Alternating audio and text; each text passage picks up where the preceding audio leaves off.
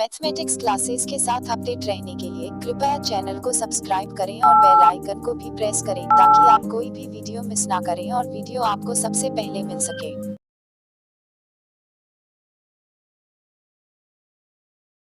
Hello and welcome students. आज की इस वीडियो में हम एक्सरसाइज 3.2 स्टार्ट करेंगे। एक्सरसाइज 3.1 हम लास्ट वीडियो में कर चुके थे। अगर आपने वो वीडियो नहीं देखी है तो उसे देखें। 3.2 एक्सरसाइज में आपको जो सॉल्यूशन फाइंड आउट करने हैं वो ग्राफिकली मेथड से करने हैं। ओके, तो first part of first question, 10 student of class 10 took part in a mathematics quiz.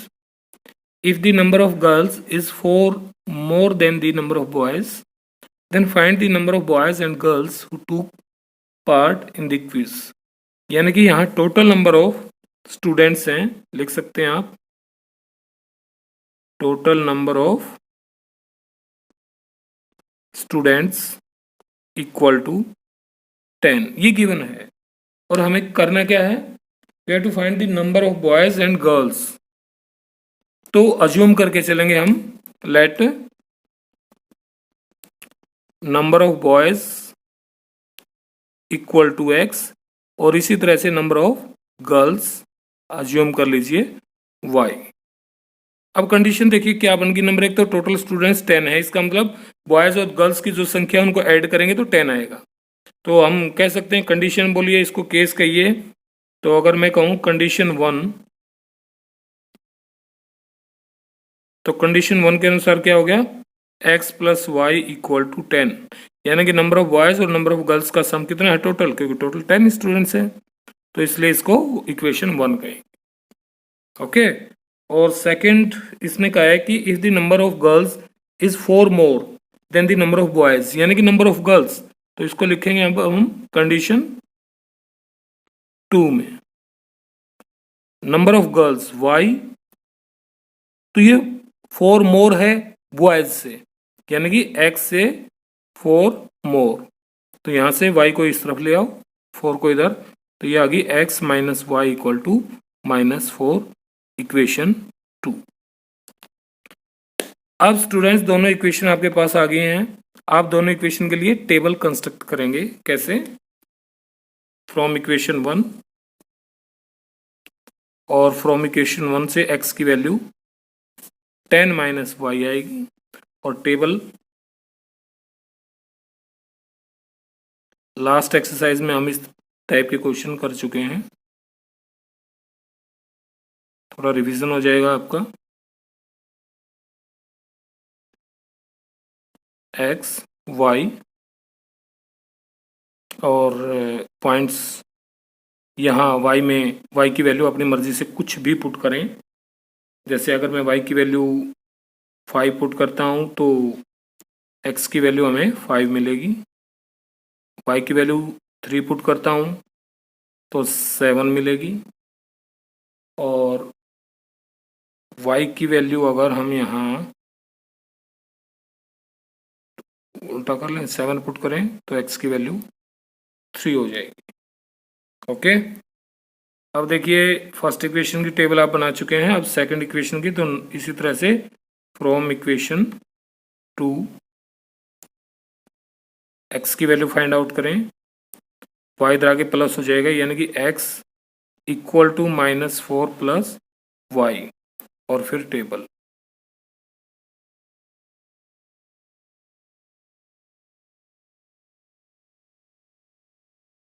x y। अब देखिए ये क्या लिख दिया, x डबल 2 बार लिखा गया, कोई बात नहीं। अब x की वैल्यू क्या आ गई है, -4 प्लस वाई, तो y की जगह रिप्लेस करें कोई भी वैल्यू और x की वैल्यू फाइंड आउट करते चले जाएं। जैसे y की वैल्यू हम पॉजिटिव ही रखें, 5 रखेंगे तो x की वैल्यू 1 आ जाएगी, 6 रखेंगे तो 2 आ जाएगी, और 7 रखेंगे y की वैल्यू तो 3 आ जाएगी। देखिए आप दोनों टेबल्स को भी ध्यान से देखें तो 3 7 3 7 कॉमन पॉइंट है, तो यहाँ से आप संभावना जता सकते हैं कि दोनों ग्राफ जो है किसी एक पॉइंट पर ही इंटरसेक्ट करेंगे। बाकी पॉइंट प्लॉट करने के बाद ही हम एग्जैक्टली कह सकेंगे। आइए पॉइंट प्लॉट करते हैं। देखिए एक्स एक्सिस और वाई एक्सिस इस तरह से आप डिनोट कर दें और ये पॉइंट जहाँ इंटरसेक्ट करती हैं ये ओरिजिन होता है इसका 0 0 वैल्यू। अब देखिए x की वैल्यू मैक्सिमम 7 है तो x 7 8 तक ले लें आप, y की वैल्यू भी 7 है, इसी तरह से 7 8 तक जितनी ज़रूरत होगी हम पॉइंट्स बढ़ा सकते हैं। लेकिन जो स्केल लेंगे वो एक जैसा लें, 1 सेंटीमीटर के जैसे मैंने मार्क कर लिए हैं। तो आपके पास ग्राफ पेपर होगा उसमें बॉक्सेस होंगे, ठीक है। नाउ x की वैल्यू 5, y की भी 5 है, तो ये एग्जैक्टली कुछ यहाँ आ गया,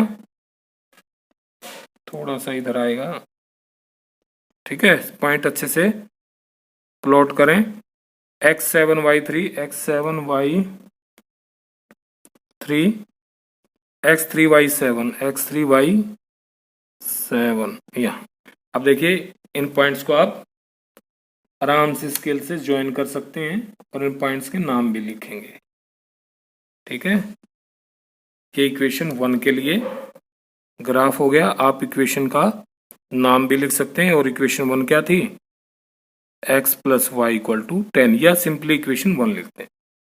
और ये थे इसके पॉइंट्स।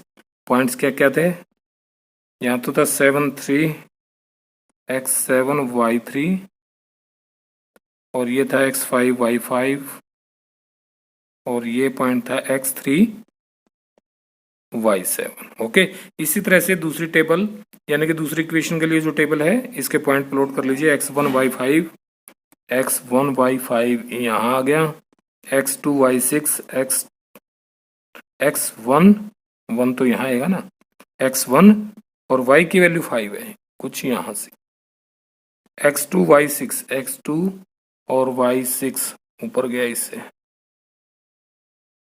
यहाँ से आ जाएगा, है ना। और x3 y7 ये तो कॉमन पॉइंट हो गया, इसी पॉइंट पर ये इंटरसेक्ट कर लेंगे और इनको ज्वाइन करके आराम से बढ़ा दीजिए। तो कुछ इस टाइप का ग्राफ आपको मिल जाएगा, ग्राफ पेपर पर बिल्कुल एक्यूरेट आएगा। और इस इक्वेशन इस इक्वेशन का आप नाम लिख सकते हैं x माइनस वाई या फिर सिंपली इक्वेशन 2 लिख सकते हैं, ओके। और ये पॉइंट था आपका 2 6 और यहाँ आया था 1 5। अब क्योंकि दोनों आलेख जो हैं, दोनों ग्राफ जो हैं वो एक ही पॉइंट पर इंटरसेक्ट करते हैं, तो जिस पॉइंट पर इंटरसेक्ट करते हैं वो पॉइंट सॉल्यूशन होगा। वहाँ x की वैल्यू आप देख रहे हैं कि 3 है और y की वैल्यू 7 हो, तो these are the required answer. It means number of boys x यानी कि 3 हो जाएगा और नंबर ऑफ गर्ल्स 7 हो जाएंगे, ओके। और सेकंड पार्ट में कहा है कि 5 pencil and 7 pens together cost ₹50, whereas 7 pencils and 5 pens together cost ₹46. Find the cost of 1 pencil and that of 1 pen. यानी कि यहाँ भी दो वेरिएबल्स की बात हो सकती है, एक पेंसिल के लिए और दूसरा पेन के लिए। तो हम अज्यूम करेंगे, ओके। क्या अज्यूम करेंगे सेकंड पार्ट में, तो let cost for a pencil equal to x assume करें रुपीज, और let cost for a pen और ये y अज्यूम करें, दोनों किस में होगा, रुपीज में होंगे, ओके। नाउ अब यहाँ भी जो है ना दो कंडीशन बनेंगी, तो आप डायरेक्ट भी लिख सकते हैं या फिर केस 1 केस 2 करके लिख सकते हैं, according to first condition according to second condition, इस टाइप से लिख सकते हैं, ठीक है। तो अगर हम कंडीशन की बात करें तो फर्स्ट कंडीशन में यानी कि कंडीशन फर्स्ट, और फर्स्ट कंडीशन में क्या कहा है, 5 पेंसिल और 7 पेन्स, इनकी टोटल कॉस्ट ₹50 है। अब 1 पेंसिल आप x रुपीज की लेते हैं तो पेंसिल 5 लेनी है तो 5x की आएंगी, और 7 पेन आएंगे फिर 7y के, ओके। और टोटल कॉस्ट जो होगी ये ₹50 होगी, इसको इक्वेशन 1 कहेंगे, ठीक है। और कंडीशन 2 में आप देखिए कि अब 7 पेंसिल और 5 पेन्स हैं, यानी कि 7 पेंसिल्स 7x प्लस 5y, और ये टोटल कॉस्ट 46 है, और दैट इज इक्वेशन 2। अब ये दो इक्वेशन हमें गिवन है, इन दोनों का प्रयोग करके हम ग्राफिकली इसका सॉल्यूशन फाइंड आउट करेंगे। ओके, तो क्या करेंगे, सबसे पहले फ्रॉम इक्वेशन 1, और इक्वेशन 1 से आप x की वैल्यू फाइंड आउट कर लें, तो क्या आएगी, जैसे 5x equal to 50 minus 7y, और x की वैल्यू लिख सकते हैं आप 50 माइनस 7y अपॉन 5। ठीक है, अब इसके लिए टेबल, तो टेबल क्या होगी,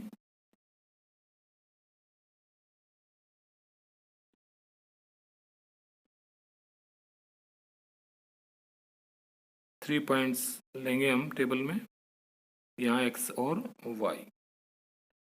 अब देखिए y की आप वैल्यू को अपनी मर्जी से कुछ भी रखें, अगर मैं y की वैल्यू रख लेता हूँ यहाँ 0 रख लें, तो x की वैल्यू क्या बनेगी, 700, 50/5 10। ओके,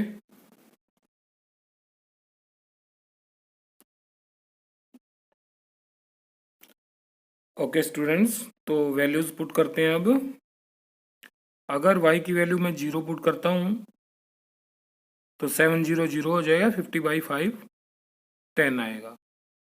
ओके, और y की वैल्यू अगर आप 5 पुट करते हैं तो 7 5 जा 35, और 35 50 में से सब्ट्रैक्ट होगा 15, 15/3, 15/5 3 आ गया। एक पॉइंट और कुछ इसी तरह का रख लीजिए, अगर हम y की वैल्यू 4 रख लेते हैं तो 4 7 जा 28, 50 माइनस 28, 50 माइनस 28/5, यानी कि 22/5 4.4। तो पॉइंट्स में भी आ सकते हैं, कोई घबराने की ज़रूरत नहीं है। ओके, अब ये तो हो गया टेबल फर्स्ट इक्वेशन के लिए। अब सेकंड इक्वेशन के लिए भी आप x की वैल्यू निकालें पहले from equation 2। What is x की वैल्यू डायरेक्ट देखिए क्या आएगी, अब 7x है, ये 5y इधर आगे सब्ट्रैक्ट हो गया, यानी कि 46 माइनस 5y, और 7 से डिवाइड हो जाएगा। ठीक है, अब इसकी टेबल बनाते हैं।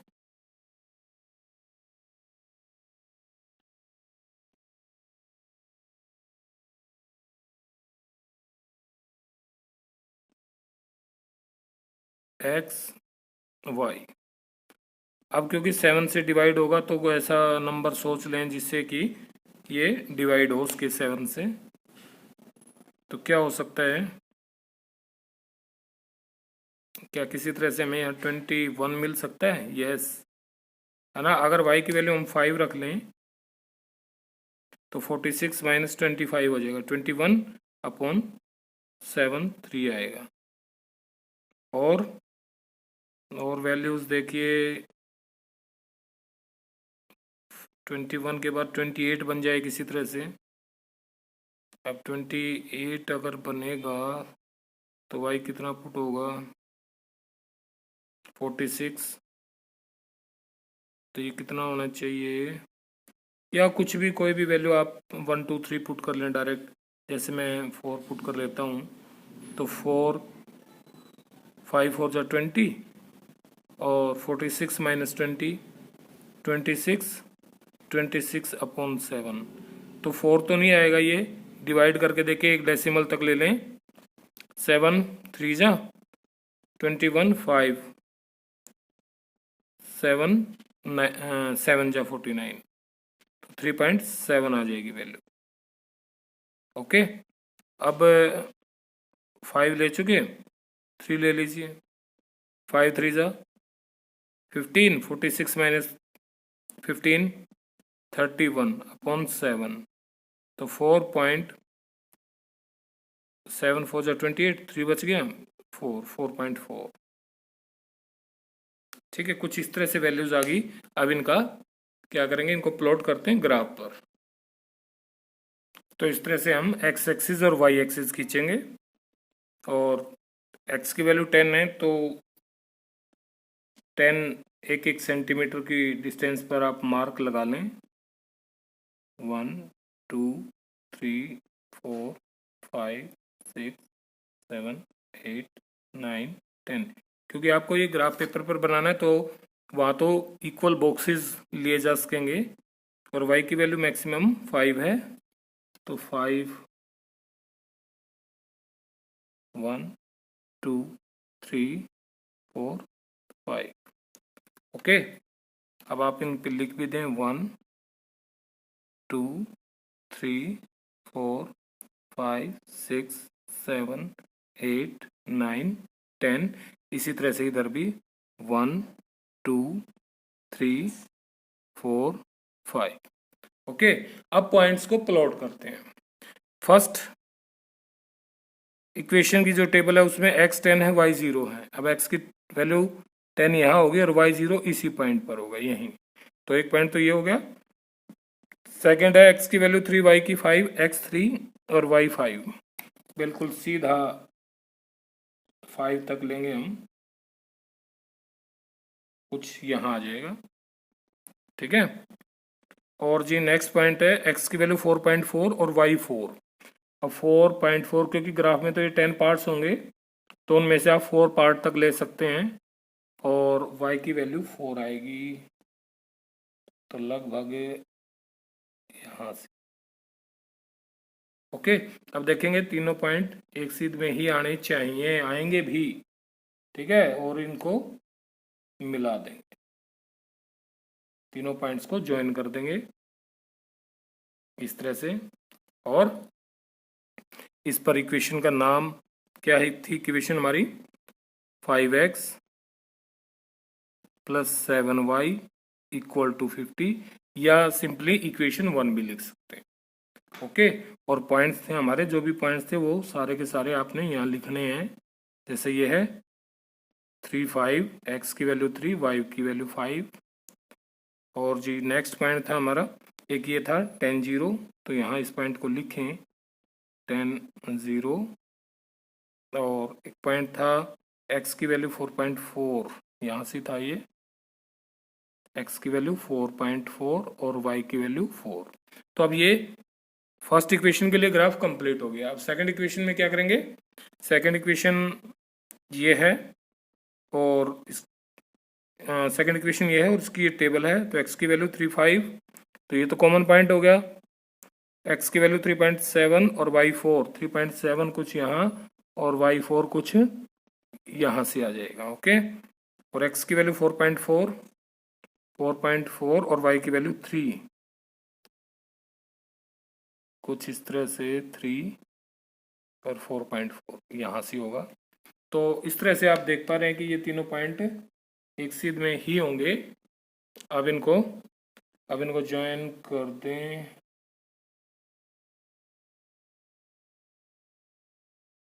और ये इक्वेशन 2 का ग्राफ हो गया। आप इक्वेशन का नाम लिख सकते हैं इस पे 7x + 5y = 46। ओके, अब देखिए यहाँ भी क्या हो रहा है कि बोथ ग्राफ्स इंटरसेक्ट कर रहे हैं, इंटरसेक्ट एट 1 पॉइंट। अब 1 पॉइंट पर इंटरसेक्ट करते हैं तो क्या होता है, unique solution. Therefore unique solution, और यूनिक सॉल्यूशन होगा तो जिस पॉइंट पर दोनों ग्राफ इंटरसेक्ट करते हैं वो वहाँ x की वैल्यू और वहाँ y की वैल्यू जो होगी वो हमारा सॉल्यूशन। तो x कितना है यहाँ 3 और y 5, तो यही सॉल्यूशन होगा। तो आप लिख सकते हैं x की वैल्यू क्या आ गई 3 और y की वैल्यू 5। तो लिखिए कि therefore cost of a pencil equal to ₹3 और cost of a pen equal to ₹5। तो ये दोनों आपके फाइनल आंसर्स हो गए। Okay okay student, now this second question. और सेकंड क्वेश्चन में 3 पार्ट्स गिवन है और हमें क्या करना है, on comparing the ratio A1/A2, B1/B2 and C1/C2, find out whether the lines representing the following pairs of linear equations intersect at a point, are parallel or coincident. Means कि जैसा कि हमने पढ़ा था कि अगर स्टैंडर्ड इक्वेशन हमारे पास दो हों, हम थोड़ा देख लेंगे इसको, a1x plus b1y plus c1 equal to 0 और a2x plus b2y plus c2 equal to 0, तो दो इक्वेशन होगी और ये जो तीनों पार्ट हैं इनको इससे कंपेयर करना आपने, ठीक है। इससे कंपेयर करेंगे तो जैसे फर्स्ट पार्ट है तो यहां से a1 की वैल्यू क्या आएगी, हेयर लिख सकते हैं a1 इक्वल टू क्या वैल्यू है, जो x का कोफिशिएंट है, तो x का कोफिशिएंट 5 और b1 की वैल्यू -4, कंपेयर करेंगे इसको, और c1 की वैल्यू 8। इसी तरह से सेकंड इक्वेशन में a2 7 होगा, b2 6 होगा और c2 9 होगा, -9 होगा, ठीक है। अब ये सारा कंपेयर कर लिया, ये standard linear pair of equation है, इसको थोड़ा याद रखना है, ठीक है। इसी से कंपेयर करके हम तीनों पार्ट्स में क्या फाइंड आउट करेंगे, a1 b1 c1 a2 b2 c2, okay. अब हम रेशियोज फाइंड आउट करेंगे, a1 का a2 से, b1 b2 से और c1 का c2 से। तो फर्स्ट पार्ट में देखते हैं कि a1/a2 क्या आया, क्या आ गया 5/7, ओके। चलो यहीं लिख लेते हैं। b1/b2 क्या आया 4/6 और 4/6 को क्या आप लिख सकते हैं, 2 से डिवाइड हो रही हैं दोनों टर्म्स तो 2/3 लिख सकते हैं। और c1/c2 क्या आया 8/-9, क्लियर। अब अगर जो कंडीशंस थी याद कीजिए,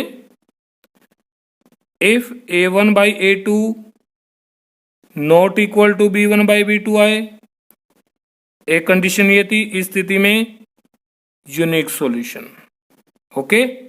यानी कि यहां हमारी कंडीशन क्या बनी, क्या a1/a2 यानी कि 5/7 इक्वल टू है b1/b2 यानी कि 2/3 के, है क्या, नहीं। तो हम यहां क्या लिखेंगे, हेयर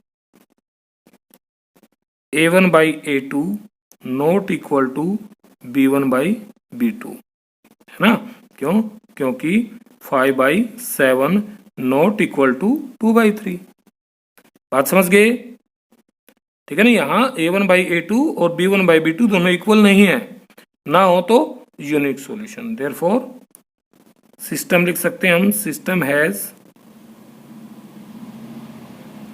यूनिक सॉल्यूशन, क्लियर। ऐसे ही अब हम सेकंड पार्ट को चेक करते हैं। तो ये एक कंडीशन थी, कंडीशन और भी हैं, एक बार देख ही लें कि अगर a1/a2 इक्वल टू b1/b2 आ जाए, जैसे यहां तो आया नहीं, आ जाए तो हम थर्ड टर्म भी चेक करेंगे। अगर थर्ड टर्म इक्वल टू ना आए, यानी कि c1/c2 इक्वल टू ना हो, तो इस स्थिति में नो सॉल्यूशन रहेगा। और अगर इक्वल टू c1/c2 आ जाए, यानी कि तीनों इक्वल हो जाए, यानी कि a1/a2 equal to b1/b2 equal to c1/c2, तो इस स्थिति में मैनी सॉल्यूशंस हो गए, इनफाइनाइटली मैनी सॉल्यूशन, ठीक है। अब हम इन दोनों क्वेश्चन के लिए भी कंडीशन चेक करते हैं। तो यहां देखते हैं, तो यहां a1 b1 c1 a2 b2 c2 ये वैल्यूज हैं, आप लिख लें। तो यहाँ a1/a2 की अगर हम वैल्यू निकालें तो ये आएगी 9/18, और क्या इसको आप लिख सकते हो 1/2, बिल्कुल। और b1/b2 की वैल्यू क्या आएगी 3/6, यानी कि ये भी कैंसिल हो सकता है, तो 1/2, 3 से डिवाइड हो रहा है। और अगर c1/c2 की वैल्यू देखें तो 12/24, और ये भी डिवाइड हो रहा है तो 1/2। और ये क्या देख पा रहे हैं, ये तो तीनों इक्वल आ गए, यानी कि here A1 by A2 equal to B1 by B2 equal to C1 by C2 और इक्वल टू 1 बाई 2, यानी कि तीनों इक्वल हैं। तो क्या होता है, therefore system has infinitely many solution. Clear ना। अब थर्ड पार्ट को चेक करते हैं। A1 बाई A2 की वैल्यू 6 बाई 2 यानी कि 3 आ गई, 3 बाई 1 लिख सकते हैं। और B1 बाई B2 की वैल्यू -3 बाई -1 यानी कि माइनस से माइनस कैंसिल, ये भी 3 बाई 1 आ गई। और C1 बाई C2 ये आएगा 10 बाई 9। अब ये तो कैंसिल नहीं होती। अब देखिए यहाँ क्या कंडीशन बन रही है, ये दोनों इक्वल हैं और ये उनके इक्वल नहीं है। तो क्या कंडीशन बनी, here A1 by A2 equal to B1 by B2 not equal to C1 by C2। ठीक है ना। तो ऐसी स्थिति हो तो system has no solution. Clear, okay, ठीक। अच्छा, एक चीज और भी पूछी है फिर इसने। अब अगर यूनिक सॉल्यूशन होगा, अगर यूनिक सॉल्यूशन है तो पूछा क्या है कि ग्राफ कैसे होंगे, है ना, जो इनको रिप्रेजेंट करेंगे लाइन, वो आपस में इंटरसेक्ट करेंगी, पैरेलल होंगी या कोइंसिडेंट होंगी। अगर देखिए यूनिक सॉल्यूशन है तो intersect at one point solution होगा, और condition A1 by A2 not equal to B1 by B2, तो इसमें इंटरसेक्ट करते हैं। अब सेकंड का, क्योंकि तीनों इक्वल आ गए थे तो तीनों इक्वल हैं तो इन्फाइनेटली मैनी सॉल्यूशंस हैं, और इस स्थिति में जो ग्राफ होते हैं वो कोइंसिडेंट होते हैं। ठीक है, यानी कि इस स्थिति में कोइंसिडेंट है। और थर्ड में, क्योंकि फर्स्ट टू पार्ट इक्वल हैं, थर्ड पार्ट इक्वल नहीं है, तो नो सॉल्यूशन। ग्राफ इसमें जो लाइंस होंगी वो पैरेलल होंगी। कैसी होंगी, पैरेलल। तो थर्ड कंडीशन के लिए पैरेलल होंगी। Clear, okay. Okay student, now the third question. और थर्ड क्वेश्चन में टोटल 5 पार्ट्स हैं। ठीक है, हम फर्स्ट 3 पार्ट्स देख लेते हैं, फोर्थ और फिफ्थ पार्ट आप खुद ट्राई करना। तो इनमें क्या पूछता है कि on comparing the ratio find out whether the following pair of linear equation are consistent और इनकंसिस्टेंट। तो सबसे पहले क्वेश्चन ये उठता है कि कंसिस्टेंट होता क्या है। देखिए 3 प्रकार के सॉल्यूशन बनते हैं आपके यहाँ। एक तो यूनिक सॉल्यूशन, एक इनफाइनाइटली मैनी सॉल्यूशन, और थर्ड नो सॉल्यूशन। यानी कि जो पहली 2 कंडीशन है, ये इनफाइनाइटली मैनी सॉल्यूशन और यूनिक सॉल्यूशन, ये कंडीशन होती है कंसिस्टेंट। ओके, और नो सॉल्यूशन वाली जो कंडीशन है उसको बोलते हैं इनकंसिस्टेंट। बात समझ में आ गई। कंसिस्टेंट और इनकंसिस्टेंट अगर पूछे तो आपको क्या चेक करना है, हम A1 by A2, B1 by B2, C1 by C2 के जो रेशियोज हैं उनको कंपेयर करेंगे। और अगर यूनिक सॉल्यूशन वाली कंडीशन है, यानी कि A1 by A2 not equal to B1 by B2 है, तो कंसिस्टेंट रहेगा। इनफाइनाइटली मैनी सॉल्यूशन वाली कंडीशन है, यानी कि A1 by A2 equal to B1 by B2 equal to C1 by C2, तो भी कंसिस्टेंट रहेगा। केवल नो सॉल्यूशन वाली कंडीशन इनकंसिस्टेंट बनाएगी, यानी कि A1 by A2 equal to B1 by B2 not equal to C1 by C2 अगर है तो आप कहेंगे कि इनकंसिस्टेंट है। ओके, तो आइए फर्स्ट को चेक करते हैं। एयर A1 बाई A2 की वैल्यू क्या है, 3 बाई 2, और B1 बाई B2 की वैल्यू क्या है, 2 बाई -3। तो ये तो यहाँ से दिख ही गया, दोनों इक्वल नहीं है, यानी कि A1 by A2 not equal to B1 by B2। So क्या कंडीशन बन गई है, यूनिक सॉल्यूशन वाली, और यूनिक सॉल्यूशन है तो इनकंसिस्टेंट होगी। तो so pair of linear equations are consistent. Okay student, तो इस तरह से आपको चेक करनी है। अब सेकंड पार्ट को अगर देखें तो a1/a2 की वैल्यू क्या आएगी 2/4। 2/4 को क्या आप 1/2 लिख सकते हैं, बिल्कुल। और b1/b2 की वैल्यू -3/-6, तो 3/6 आ गया, ये 1/2। और c1/c2 8/9, 1/2 1/2 8/9, तो फर्स्ट टू इक्वल क्या कंडीशन बनी कि a1/a2 इक्वल टू है b1/b2, है ना, लेकिन इक्वल टू नहीं है 8/9 c1/c2, है ना, c1/c2 ही लिखने यहाँ, नॉट इक्वल टू c1/c2। तो ये ऐसी कैसी कंडीशन होती है, ये कंडीशन होती है नो सॉल्यूशन की, यानी कि ग्राफ में देखेंगे तो पैरेलल आएंगे, तो ये कंडीशन बन गई आपकी इनकंसिस्टेंट। ओके, ठीक है ना। आइए थर्ड पार्ट को भी चेक करते हैं। थर्ड पार्ट में अगर हम a1/a2 की वैल्यू फाइंड आउट करें तो a1 है 3/2 और डिवाइडेड बाई 9, तो इसको कैसे लिखेंगे, ये 3/2 इंटू 9/1, 9/1 है, ये 1/9 हो जाएगा। ओके, तो 3 जा यानी कि 1/6। अब b1/b2 की वैल्यू अगर फाइंड आउट करें तो 5/3 और divided by -10, it means solve करेंगे तो 5/3 इंटू और ये 10/1 समझें तो ये आएगा 1/-10, 5 2 जा, ये आ गया -1/6। अब ये दोनों इक्वल नहीं है तो यहीं से काम चल गया, आगे c1 c2 निकालने की ज़रूरत ही नहीं है। तो क्या हो गया कि a1/a2 not equal to b1/b2, so system कैसा रहेगा, यानी कि पेयर ऑफ लीनियर इक्वेशंस कैसी हैं, यूनिक सॉल्यूशन हो गया कंसिस्टेंट। इसी तरह से आप फोर्थ और फिफ्थ पार्ट को चेक कर लेंगे, ठीक है। ओके, अगर आपको यह वीडियो पसंद आई है तो चैनल को लाइक करें, शेयर करें और सब्सक्राइब करें।